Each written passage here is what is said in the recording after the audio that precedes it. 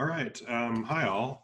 This is our first lecture video of our first module of History 221. So kind of as I go through here, I'll try and kind of point out why we're going over certain things so you kind of have a sense of how our video lectures are going to go. Today, or in this video, what we're going to cover is settler colonialism.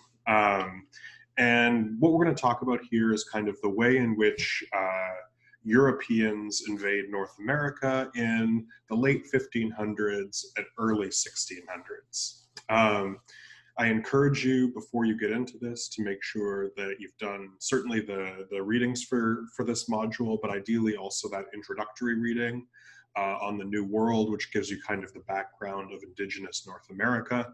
That'll really help you understand that. So, just to start here, I want to mention the term settler colonialism, right? And what that means, because we'll use it a few different times. So settler colonialism basically means a type of colonialism. So one group looking to colonize another region through their presence. So the difference between settler colonialism and non-settler colonialism is with settler colonialism, the people from the colonizing nation, power, whatever, physically go there, stay there, and displace the existing population. And that's what happens in places like the United States, Canada, Australia, places that end up having a predominantly white or settler population from somewhere else. And we could contrast this to other forms of colonization. If we take the British example, if they use settler colonialism in North America, they did not use settler colonialism in, let's say, much of West Africa. Instead, the only British people there in large numbers were colonial officials and people who were there not to create the new population. So, what we're going to do today is we're going to talk really about the first years of our course. And we'll very briefly, I'll give you some background information on kind of the Western Hemisphere as it sort of looked as we approach the time of our course, which is the 16th century. We're going to start at the 1500s. So Europe is this small area here, right? And in the late 1400s, Europeans start moving out, especially Europeans from Iberia, which is Spain and Portugal, this area of Western Europe here. And initially, they largely venture along the coast of West Africa, Central Africa, and along East Africa. And eventually, famously, of course, it's going to lead to Christopher Columbus, who will come to North America. They had a lot of different reasons for what they would call exploration, what other places would end up calling colonization eventually. And so what we would look at here is, initially much of the idea of this exploration was to build wealth, right? To find places where they could trade or get resources to improve their standing within Europe. So colonies and empires existed in the eyes of many European powers in order to help them in Europe, right? So if Portugal or Spain ends up, being very successful in their eyes and acquiring lots of financial goods from Asia or Africa or North America, they can then use the gold, the silver, the other profits that they've gotten and use them to help fight their wars in Europe and so on. So initially, at least, the empires were seen as ways to help their standing within Europe. Obviously, we have this famous or infamous figure of Christopher Columbus, who in 1492 comes to North America, to the Caribbean. I mentioned the year 1492, and so that's probably a good point, since this is our first lecture, for me to mention that you won't be tested at any point in this course on dates. So what you should be thinking about trying to get out of each of these lectures is, what are the big ideas? for each lecture that's going to cover a big theme for a module, you should have like a handful of big ideas that you can come out of it with. And a good way to test if you're getting the right ideas in your notes as you're going through lecture, going through the video, is whether or not they're reflected in the quizzes that you take. So after each set of videos for a module, you'll take a short video quiz. It's open book, so you can refer back to the lecture as much as you want. And it'll give you a good sense, I think, of whether you're picking up on the important ideas. And if after the first module or two, you find that every time at the end of the videos, the ideas that you have in your notes aren't the same ones that are showing up in the quiz, send me an email and we can sort of talk about strategies for how to take notes and stuff like that. So Columbus comes over at the behest of an Iberian power, and he starts what scholars often call the Columbian Exchange, which is a term to indicate that there were essentially two major zones of the world before this point. There was Europe, Africa, and Asia, who were all connected by land. And then North America and South America, once again connected by land. And so each of these two kind of zones had shared kind of, to an extent, biological things going on. So this means crops, animals, diseases, all sorts of biological things tended to be in one area or the other. Obviously, you know, as we know, in Louisiana, you can't grow the same thing that you can in like northern Canada, so climate plays a role. But in general, things existed in one area or the other more frequently, many things. And it kind of challenges our perception of what places are, right? So I think often, you know, if people ask you, like, what do you think about when you think about, I don't know, like Italian food, right? People are going to think about like tomato sauce as a stereotype, right? But tomatoes come from the area that is not Europe. So before the Columbian Exchange, there's no tomatoes in Italian cuisine. Or when people think of, you know, food in the southern United States, right? People will think of pork sometimes, right? Pigs come from the Europe, Africa, Asia bloc. You know, wheat, sugarcane, rice and sugarcane obviously being things that are very connected to Louisiana. These come from the other area. There were also things that people felt much less positive about, right? Diseases start to travel more rapidly. Smallpox, syphilis, diseases like this kind of start to have a big presence after 1492 as people are coming into contact with diseases they don't have any immunity to.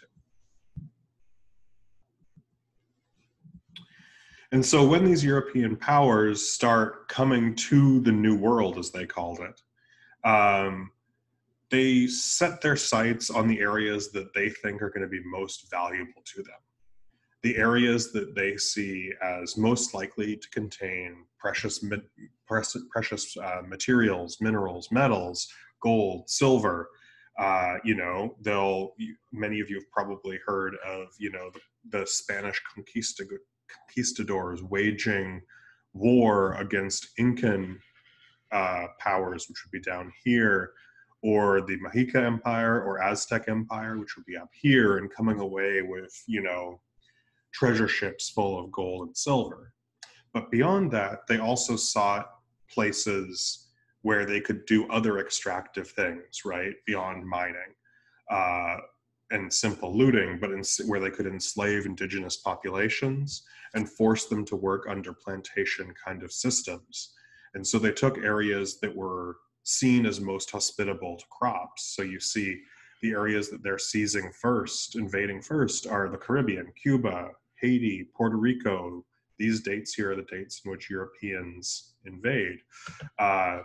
You know, the coast of Brazil, northern South America, Central America. And what you'll notice is in these first years, up until about 1600, there's not much happening in terms of European invasion of what will become the United States centuries from this point, right? You have St. Augustine in 1565, Santa Fe in 1607. These tend not to get talked about a lot. Even though St. Augustine is the first permanent European settlement in what becomes the United States, you know, you've probably heard of places like Jamestown, Plymouth, Massachusetts Bay, places like this as first colonization, right? The first sites of invasion. And that's because we tend to think of things as based on, you know, the United States having been made up of British colonies before its independence. But in fact, the Spanish colony of St. Augustine, which is the first European colony in what becomes the United States. So if we're thinking in general about Spanish invasion of North America, which happens before English invasion, right? So we want to think of resource extraction, right? The demand, their efforts to get gold and silver, their use of forced labor and of slavery, both in mining and later in agriculture, and that the Spanish, and to a lesser extent the Portuguese, got there before the English, right? Not first among all people, certainly, but first among Europeans. And that meant they took the areas that most European powers desired. And this forced other imperial powers to find other routes, right? And other imperial powers saw the treasure galleons, ships loaded with gold and silver, going back from Spanish conquest, right? What they didn't see were, you know, the thousands of Spaniards who died fighting powerful indigenous empires. So eventually, England is going to want to participate in this project of settler colonialism or the invasion of the New World. But by the time England does, they're looking at European maps that don't leave them a lot of what they saw as desirable territory, right? So these areas shaded in purple are controlled or claimed by Spain. These areas in this orangish red are territory claimed or controlled by Portugal. And one thing that you'll probably notice on this and many other maps from the time period is almost everything is clustered along coasts, right? People moved around the world by water, so they were much less interested in interiors of continents than coastal areas. We're not going to get into that too much now because it'll be a major topic of our next module, but I just wanted to highlight that. So we start to see English attempts to scout out North America. You know, some of them are very early, right? John Cabot in 1497 goes to sort of what would today be Eastern Canada mostly. And then eventually we're going to get Henry Hudson going towards Canada in 1610, towards the US in 1609. And we will see shortly where the other more famous sites where the British attempt to invade North America. But, and I apologize for the grainy quality, I don't know what's causing that of this image, but it wasn't a given that England would seek to colonize North America when they did, which was the early 1600s. And that they did, when they did, was in part due to a man named Richard Hakluyt, which is how you pronounce this name. And again, like I said, I put up dates here for reference, but I'm never going to test you on dates, right? Richard Hakluyt was a priest who had been educated at a top university in England. And he had dedicated much of his intellectual life to the study of the New World. He read and compiled every account he could find of English people who'd ventured to North America. And he used this information to put together a little pamphlet, a tiny book. You can just call it Principal Navigations. It has very 17th century, 1600s, 1500s actually, spelling. We'll just call it Principal Navigations. Its full title is The Principal Navigations, Voyages, and Discoveries of the English Nation Made by Sea or Over Land, etc., to the most remote and farthest distant quarters of the earth, blah, blah, blah.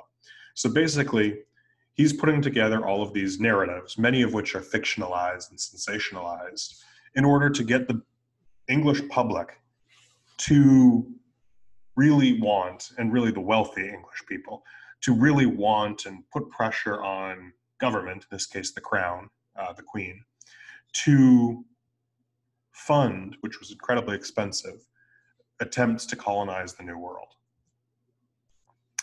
And he's really pushing it, and he's helping produce maps and compile maps like this, right? It's probably hard to tell just looking at a map what this is, but this is actually the east coast of North America, as English people would have known it at the time.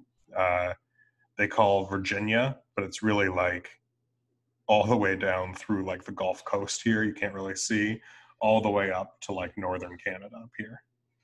So they had like pretty unclear understandings, right, of the geography. But Hakluyt eventually persuades Queen Elizabeth, who's in power, that it would be a good thing for England to try to lay its own claim to territory in the New World.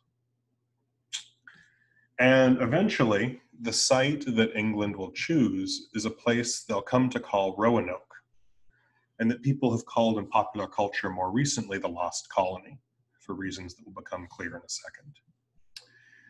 And Roanoke was on an island in what today we would call the Outer Banks, a string of islands just off the coast of North Carolina. And Queen Elizabeth thought it would be good for England to participate in colonization. She'd seen how wealthy it had made the Spanish. But it was hugely expensive, right?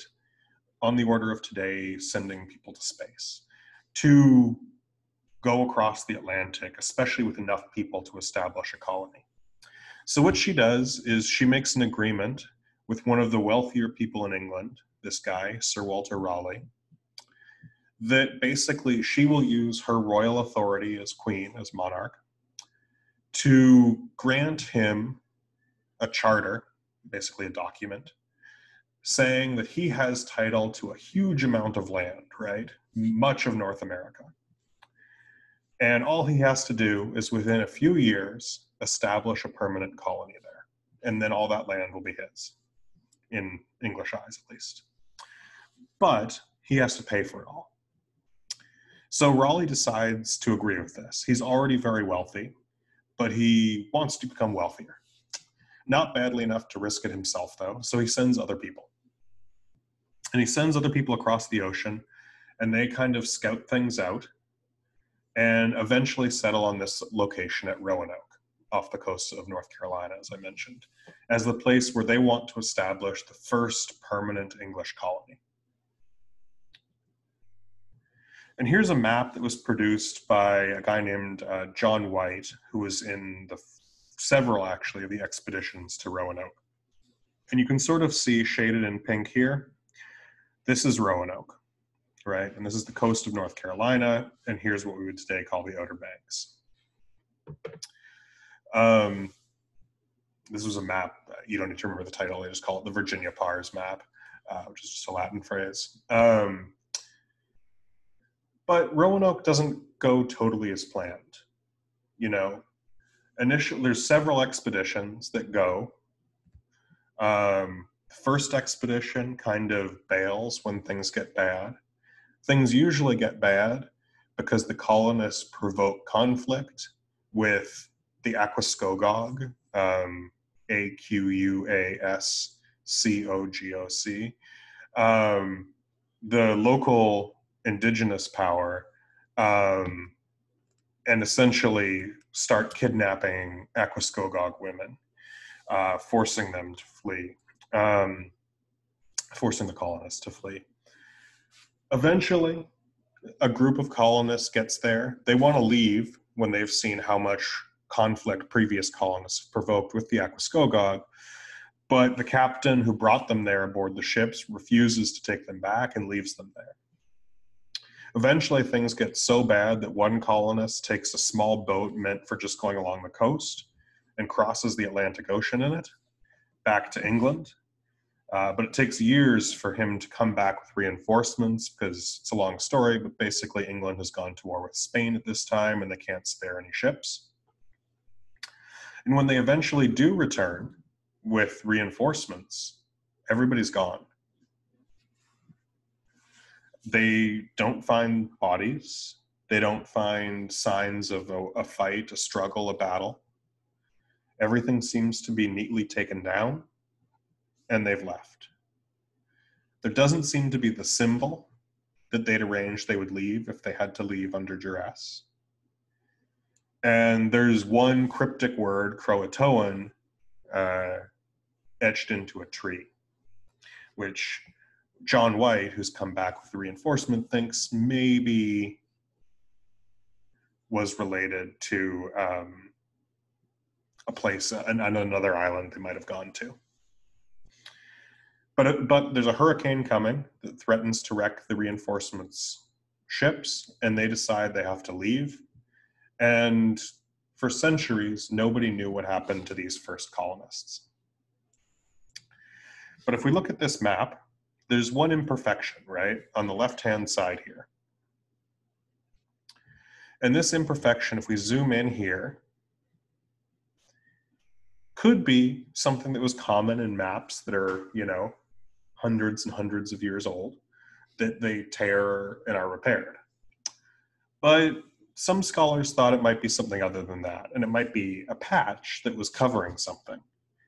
So recently, only a few years ago, historians used some imaging techniques to look under the flap. And it's probably a little hard to see here, but what you can see is a four-pointed kind of star sort of thing. And what this was, if you read a lot or looked at a lot of 1500s maps, is the symbol for a fort.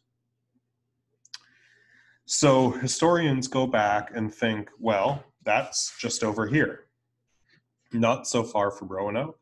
It's a place they were familiar with, and potentially a place they would have fled to for safety at some point. And maybe that's what happened to the Roanoke colonists. Nobody actually knows what's happened to them for sure. People spent a long time looking for them. In fact, some archaeologists wanted to dig in the area where they thought they were, but it turned out it's a golf course, and the country club had no interest in allowing them to do so. So we still aren't sure. So why am I telling you this story about a colony that, on its own terms, failed? I'm telling you this to emphasize that the next couple places we're going to talk about, Jamestown and the Massachusetts Bay Colony, were the exception. In the early years of English invasion of North America, failure was the rule, and success was the exception. So while it's important we talk about Jamestown, we talk about Massachusetts Bay Colony, I don't want you to get the sense that the narratives we're going to see were common.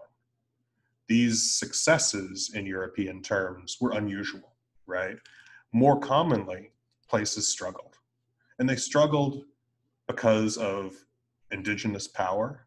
They struggled because of unfamiliarity with the location. And they struggled because it often wasn't a priority for England. North America at this time was a periphery. Now we know the United States is one of the most powerful nations in the world and has been for a century. But we shouldn't take that to mean that it was always the case. In the 1600s and 1500s, it was not very important.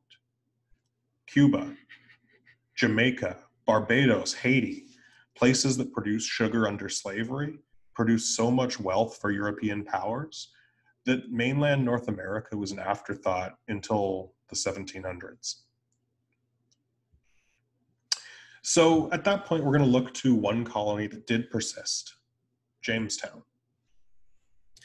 And Jamestown was funded not by a single person, like Walter Raleigh, but by a group of people.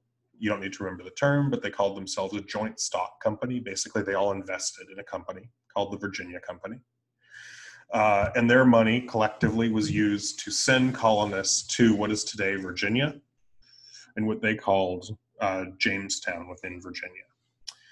This image here might be kind of a later sort of fake, but it would have looked similar to the advertisements that people would have put out at the time, trying to entice people to take the huge risk of spending weeks aboard a not very safe ship, crossing the Atlantic Ocean to search for fortune in the New World.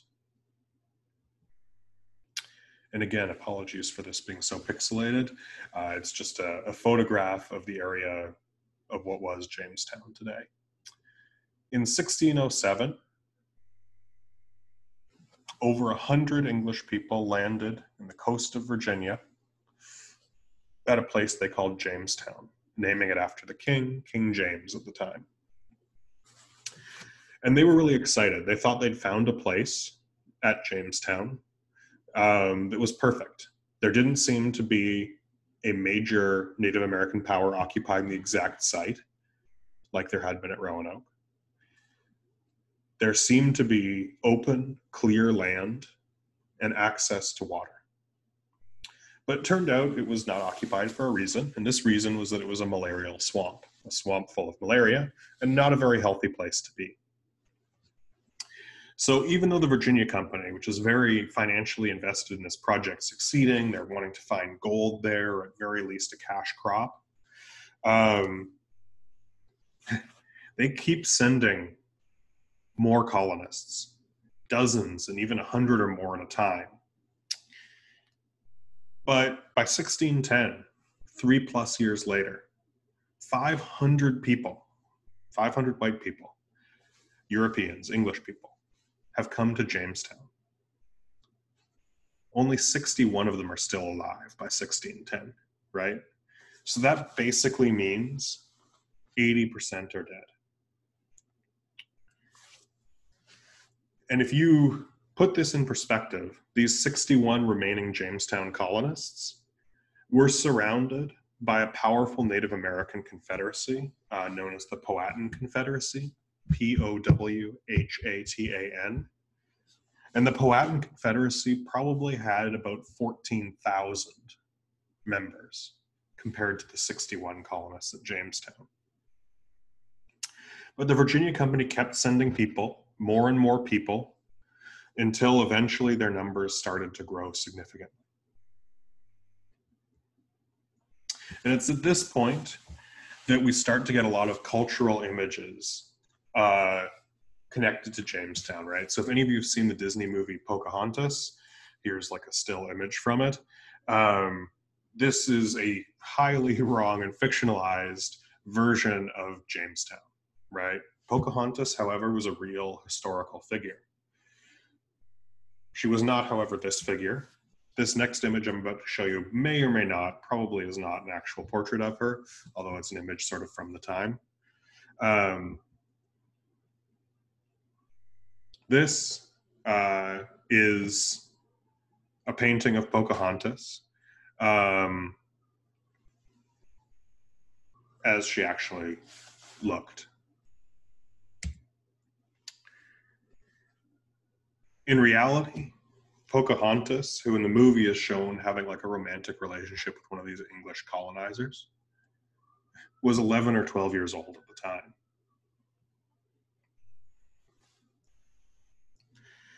And Jamestown eventually starts to become permanent when the Virginia Company starts sending people who are not free. These people who are not free are indentured servants. They're white English people who sign a contract that says for a period of years, 7 years was a common number, they will work as a servant for the person who pays their way across the Atlantic to Virginia.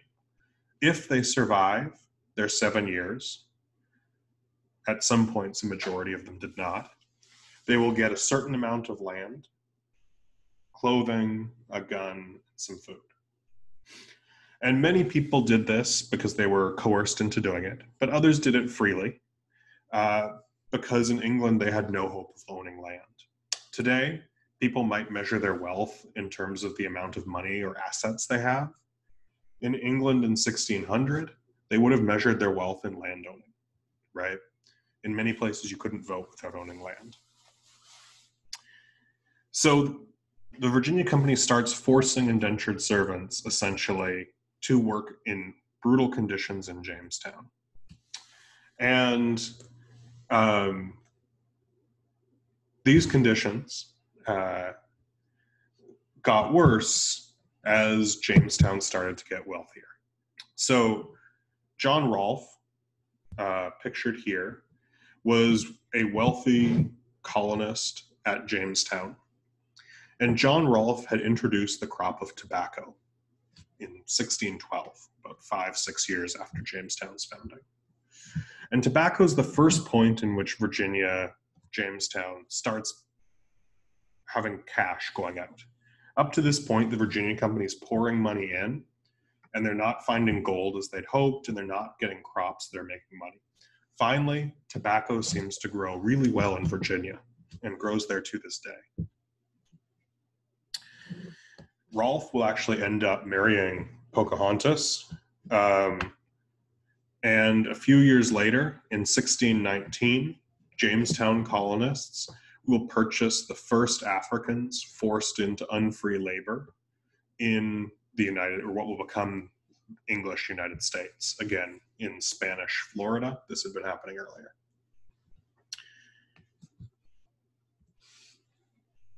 But as people become wealthy through unfree labor and tobacco, some people become wealthy, they start to want families. At this point, there's 5 Englishmen for every English woman in Jamestown. It becomes very difficult for men to marry, and there's a low population growth. So men start purchasing indentured servants who are women. They become known as tobacco brides, and bringing them over, sometimes against their will, to marry them. In Jamestown, the population growth of white people is very slow. People die frequently to malaria, to constant warfare with the Powhatan Confederacy, and to the brutal labor conditions. The population grows slowly because there's so many more men than women. And in addition, many of the women who are there, not as tobacco brides, aren't allowed to marry until their indentures expire, which would often be in their mid-20s, which for this time period would make them very old for being married. And eventually, decades after the introduction of slavery, enslavement of African people, of indentured servitude, and of the tobacco economy, Virginia looks different. Jamestown looks different. There are now a large number of wealthy white people, but they're running out of land because the British will not allow them to keep taking land for fears it'll provoke warfare with more powerful Native American groups. The British aren't in a position to fight. And some of the wealthy white people start getting frustrated. Some of them want more land and get really frustrated. And eventually, there is a rebellion led by this guy pictured here, Nathaniel Bacon. Bacon speaks for a range of people, from relatively wealthy white men who want land to some number of enslaved people, and is fighting his war against the wealthiest elite of Jamestown, the British government, as well as Native American powers whose land he and his colleagues want to seize. But Bacon's rebellion strikes fear into the wealthiest people and the British government. Even though eventually Bacon's rebellion is put down with the arrival of British troops, there's something really worrying to authorities, which is Africans, people of African descent, and white indentured servants have combined forces to threaten the status quo. And after this point, increasingly, people in Virginia in power will seek to find ways to divide indentured Africans and enslaved Africans from indentured white people. to try and prevent them from seeing themselves as having a common cause. And in doing so, they will entrench and harden and make even harsher the reality of slavery for people of African descent. Okay, and the last thing we're going to talk about in our sort of overview for this module is northern colonies. In particular, we're going to focus on the Massachusetts Bay Colony. Now, both Jamestown and the Massachusetts Bay Colony were discussed a little bit in your reading, the first of the two readings for this week. But I want to get into detail about just one aspect of the Massachusetts Bay Colony. So for Jamestown, I used that, and if you're keeping track of what the key points are, in Jamestown, you should be thinking about how did labor and control of labor, indentured servitude, slavery, things like that, play into its history. We're going to look at a different theme for the Massachusetts Bay in what is today New England, so the Massachusetts area. And here we're going to look at religion and see how that shaped history. And to do so, we have to very briefly return to England, to Europe. And so throughout Europe, starting in Germany with this guy named Martin Luther, who you may be familiar with if you're familiar with history of the Catholic Church. Martin Luther helped spark something known as the Reformation, which is a movement to reform the church, which we would now call the Catholic Church. At the time, it was just the Christian church. Luther's Reformation, an attempt to change certain practices in the Catholic Church, right? I'm not going to get into details with that. That's a whole nother course. But you could think of things like Luther accuses the Catholic Church of selling indulgences, basically the practice of selling a pass to get out of purgatory to wealthy people, and sort of things like this. Luther also thinks there shouldn't be a priest between an individual and their God, and that people should commune directly with God. There's a number of criticisms that he makes of the church. And it leads to a lot of people splitting from the church to form, say, Lutheran churches and other, what we would today call Protestant Christian churches. In England, however, things go differently. In England, there's still a Reformation. But instead of being founded in challenges to the church's theology, right, the existence of priests, indulgences, particular doctrine, it's really a power struggle. This charming fellow here, Henry VIII, is the King of England in the early 1500s, the 1530s. And some of you may know Henry as the person who keeps divorcing and decapitating wives and so on. He's very unhappy that the Catholic Church isn't on board with this. And he eventually decides to remove England from the Catholic Church in 1534. So this is, 15 plus years after the Reformation on the continent. And Henry, however, is not really interested in reforming the church. He basically creates a church called the Church of England here. But the Church of England is pretty much the Catholic Church, except instead of the Pope being in charge, being the head of the church, it's Henry VIII. It's a power grab. So while this works in the short term very well for Henry, he can certainly give himself a divorce as the head of the church. It works much less well for people in England who believe in the changes and the principles of the Reformation. That the Catholic Church needs to be reformed fundamentally.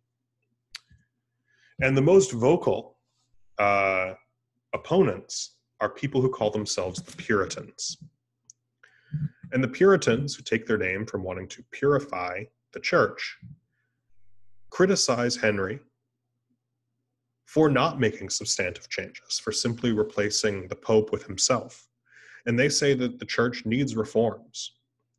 And this will spark 100 plus years, over 100 years of conflict and at times civil war in England over whether the Puritans, who are Protestants, or the Church of England, who are akin to Catholics, will be in control. At various points, a king will be beheaded, power will shift back and forth, and things will get, well, pretty dramatic. But for our purposes, what matters is that there's a large group of people who by the early 1600s aren't faring very well in England. Their fortunes aren't really on the up and up, these for many Puritans. And they start to despair about creating the religious world they want in England. And they start to think about creating that world somewhere else. And I think you can see where this is headed. A number of these people, in the first couple decades after 1629, or really first 12 years or so, over 20,000 people will voluntarily leave England to go to what will become known as the Massachusetts Bay Colony. They have a religious purpose. They want to practice their religion freely, but they also have a financial purpose. There is a colony, but there's also a company, right? The Massachusetts Bay Company, like the Virginia Company, is a joint stock company with investors that want to go there for a number of purposes. And we can see some of those purposes by looking at this image here. This is the seal, or what we might think of today as like a logo, of the Massachusetts Bay Company. And what it says here is, "Come over and help us."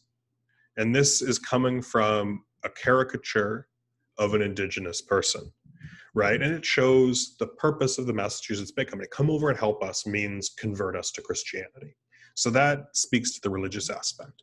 But we also see the land, the trees, and the ocean, which symbolize the prosperity of what they see as virgin land that's there to be financially exploited and taken by Massachusetts Bay Puritan colonists. And their world in New England is going to be very different from the world of Jamestown. Not only are they farther to the north, obviously, but things go differently. I told you in Jamestown, the population growth was slow. What I didn't tell you, and I should mention, is that it was almost entirely driven by migration, either free migration, coerced migration of indentured servants, or the slave trade, which is, of course, completely unfree. But most of the growth in New England was voluntary migration of white people, although there is slavery, African slavery, to a small extent. Only through about 1640 is migration from England a major factor, right? These first 20,000 or so people, 13,500, 200,000, these people are mostly arriving by ship. After this, it's mostly people born in Massachusetts Bay in New England. And this population does not count the indigenous population. This is just the white and the European and African populations.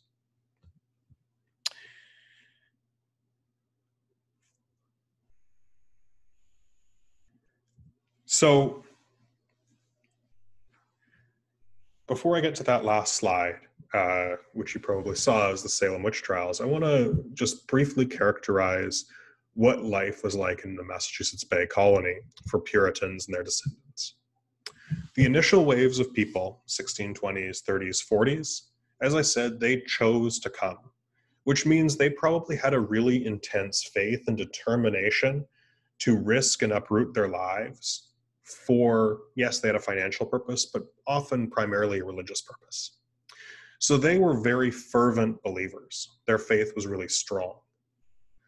But after that, most of the people are born there. And of course, they're more likely than most to believe in Puritan principles because that's the culture they're immersed in. But they didn't themselves usually make a choice to live in this place of fervent and some might say fanatical religious belief. Massachusetts Bay Colony is a religious state, right? It's a theocracy. There's no line separating the state and the church. People are it's mandatory. People are required to attend church. They're only allowed to attend the Church of England, but the Puritan version of it, right? So by the 1660s and 70s and 80s, the majority of people, they didn't choose to come there. And they're living in a very rigidly structured theocracy. And some of them aren't believing as strongly as their parents and grandparents in Puritan belief. And By this point, when people are starting to question the authority of the Puritan Church to explain everything around them, to have the best answer to everything, is when we start to get a panic surrounding witchcraft, which is going to lead to the Salem witch trials. I'm going to do this very briefly. We could spend an entire module on the Salem witch trials. But essentially what happens is in the 1690s, witch trials, like you may have heard of the Inquisition and stuff, witch trials throughout the Atlantic world, the areas around the Atlantic Ocean, Europe, Africa, South America, North America, have pretty much stopped. The Salem witch trials are strange. They're an outlier. Mostly witch trials have stopped. And so historians have long wondered why they happened. And essentially, in the short version, what happens is a few girls in Salem Village, which is just outside of Boston, start having convulsions and making accusations that people peripheral to the town, poor people, divorced people, a woman from the Caribbean who had either Native American or African ancestry or possibly both, were practicing witchcraft, meaning they were causing spirits to attack the young girls and craft these fits. And we won't get into the details, but eventually hundreds of people are accused in the Salem and extended area. Dozens are tried and executed, and hundreds more are awaiting trials when the governor, probably spurred by the fact that his wife was being accused, puts an end to it. And then the panic subsides, and it never really comes back. And so historians have long puzzled, like, why did this happen? Why did it happen in Salem when it had stopped happening everywhere else? And there have been outlandish theories. Like one theory is that there's a fungus that grows on rye, like a type of grain they made their bread out of. It's a hallucinogen. And so people were hallucinating these things. Probably the most persuasive argument, and what historians tend to believe, is that Salem had recently had an influx of essentially refugees, Puritans who'd been on the frontier of a brutal war with a local Native American power, and who had seen awful things in today's terms, would have been suffering from severe PTSD. And they had come back and they were starting to have like nightmares and so on, because the terms that they use to describe the visions of witches and stuff are the same words that were used to describe the Native Americans attacking and so on. And many of the people making accusations had seen family members killed in front of them and so on. So that's kind of what people think is the most likely explanation. But what matters to you as students, and the reason why I want to talk about the Salem witch trials, or have talked about it, is because it's the sign of declining faith in the Church of England, the Puritan version, to explain everything, right? If everybody had complete faith in Puritan leadership, there wouldn't be a panic, right? Because witchcraft is a sign of the devil at the time, right? It's a sign that the church isn't in control. And so when we think about Massachusetts Bay Colony, we should think about it as, you know, a rise and fall of the role of religion in a colony, right? It's established largely for religious purposes, but even though it remains very religious into the 1700s, we see the declining importance of religion as the situation changes.